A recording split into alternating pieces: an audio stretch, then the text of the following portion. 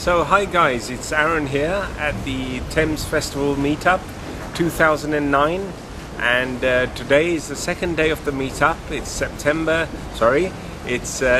the 13th, and it's a Sunday, and we have been having the most beautiful event.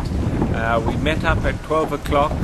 Yesterday we had 18 people turn up, people from all different nationalities. It was a proper United Nations effort, and we had discussions, very intriguing intellectual discussions, very spiritual discussions, very emotive discussions that really touched the heart. It made you realize, it made you feel as if you were actually looking into a mirror and talking to someone who the faces changed, but their experiences were exactly what you had been through, and it was so touching.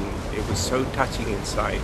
So today we are recreating the same event, but today we have got fireworks and Afro-Caribbean food stalls, and we've got magical themes, beautiful floats, carnival, international food.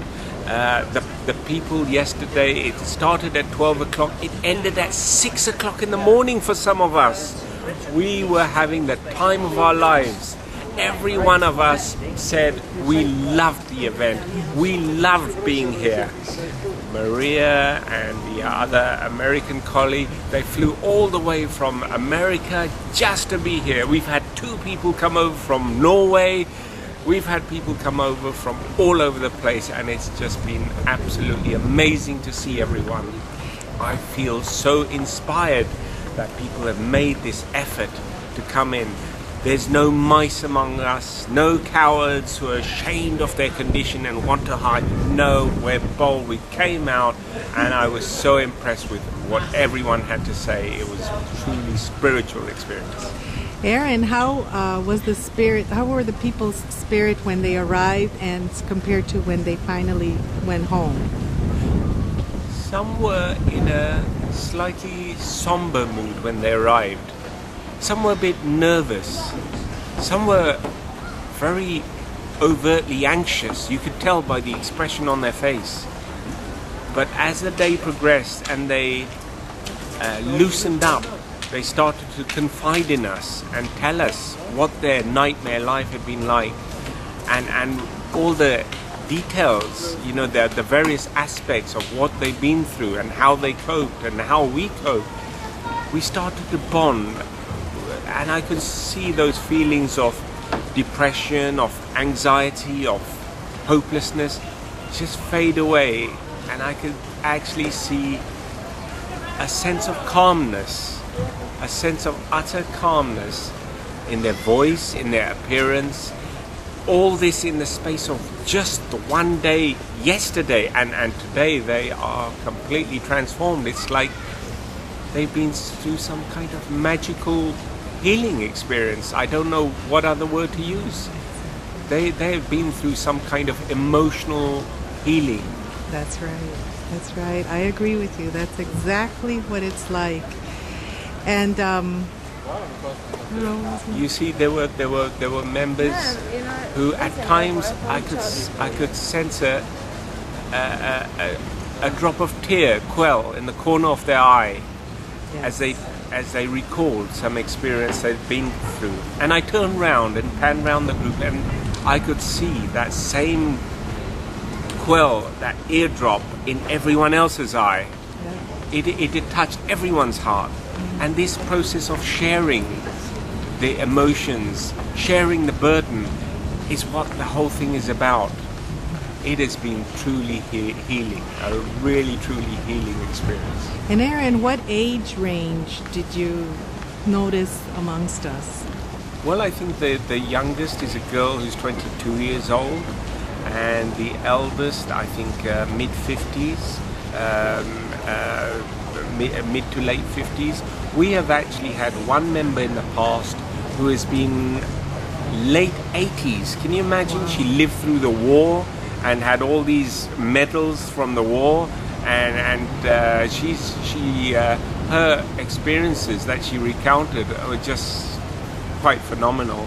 But absolutely all different ages, and some have actually had this condition from birth. Others have had it shortly after puberty, and that's a common theme. Something seems to happen for a lot of us at puberty. But yes, all ages, all nationalities, all social circles, all strata in life, all careers, academics, plumbers, politicians, actors, you name it. All different types, all different walks of life. So are you sorry to see it end, or is this just the beginning of a new era? Well, sorry in a sense to see it end, but I know this is just the beginning of something new. This is how research starts. Research doesn't start by a collection of random postings on the internet. Research really properly starts when a few people, a few bold people, come together physically, in person, and decide, no, let's do something about this. Let's all get together. Why don't a few of us do this test? Why don't a few of us get checked for some vitamin deficiency, some amino acid problem, some organic acid defects, some gut overgrowth, hyperpermeability of the gut, all kinds of different things.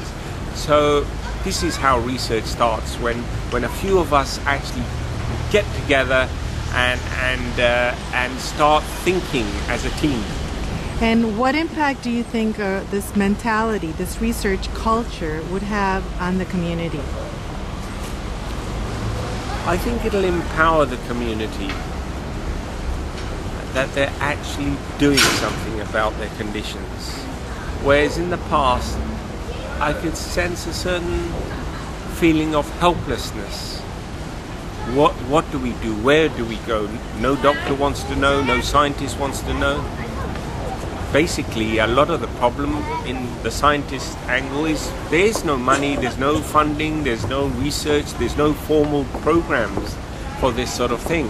Very few indeed. And this will perhaps give people a sense of ownership.